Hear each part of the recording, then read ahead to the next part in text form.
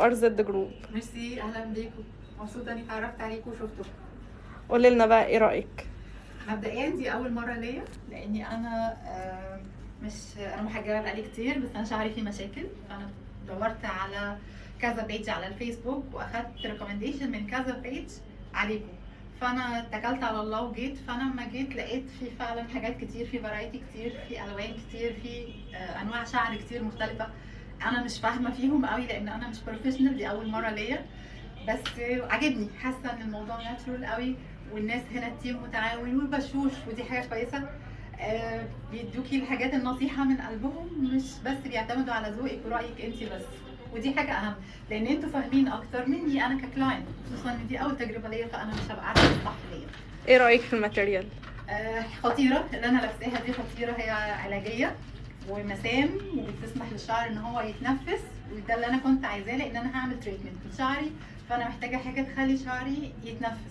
انا حبيت الكولكشن دي، اولا هي فيري ناتشورال، بلس ان هي الوانها فيها الشايني اللي هو الكلاس هير اللي نازل ده، زي الكلاس سكين، الموضه اللي طالعه، الترند اللي طالع، خفيفه، تحسي ان هي مش ما تحررش، ما تزهقش، طبيعيه خالص، كانك انت شعرك في البيت ونازله، فانا عجبتني جدا.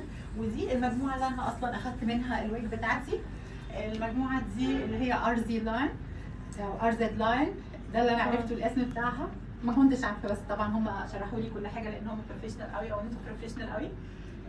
بتسمح للشعر انه يتنفس، وبتبين ان هي طبيعيه اكتر. هم بيعملوا الديزاين اللي انا عايزاه، ممكن كمان يعملوا ريكالرنج، يسيبوها باللون اللي احنا عايزينه.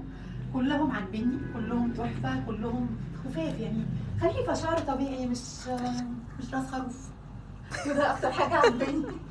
يعني انا كنت خايفه الحكايه دي. الالوان خطيره خطيره، تليق على كل انواع البشره، هن بيهتموا بالتفاصيل، ازاي يبقى لون الفرق بتاع الوجه بيبقى ماشي مع الطون بتاع البشره، ما يبقاش في شعر باين مش متغطي، نفس لون الوجه يعني. فانا لا، عجبني التفاصيل هنا كتير، وعجبني الاسعار، ما اقدرش اقول وحشه ولا حلوه، بس بالنسبه للبيجز اللي انا سالت عليها، لا هي اسعار اقل وكواليتي كويسه. ما رحتش الاماكن الثانيه عشان احكم على الكواليتي، بس انا عجبني هنا بريكومنديشن بتاعت الناس الكتيره اللي اخدتها، فانا توكلت على الله وجيت على هنا على طول. اهم حاجه ان حضرتك جيتي نورتينا ولقيتي الحاجه اللي تناسبك. انا جدا بمعرفتكم حقيقي، حاجه بسطاني، مش هيكون اخر تعامل اكيد، لو هكرر التجربه هكررها كتير، لان انا ناويه اعالج شعري شويه حلوين، وهيبقى حاجه كويسه ان انا اريح شعري الطبيعي، وفي نفس الوقت البس حاجه شكلها شيك لطيفه قمر ترندي، وانا قمر. انت كده قمر.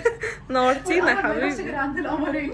نورتي الدنيا كلها في RZ، ومبسوطه بيكم، التيم كله عاجبني، طبعا زيزي، سمسم، شوشو، شروق، وكان في ساره، ومستر زكي، كلكم محترمين، كلكم بروفيشنال، كلكم شكرا جدا. ازاي تعملوا كاستمر ساتسفاكشن بطريقه صح، من غير ما نبقى بنضحك على الزبون ورايح الزبون، وفي نفس الوقت شايفين شغلكم صح، ودي حاجه كويسه جدا. شكرا جدا لحضرتك، كواليتي مقابل فاليو، فانا راضيه جدا.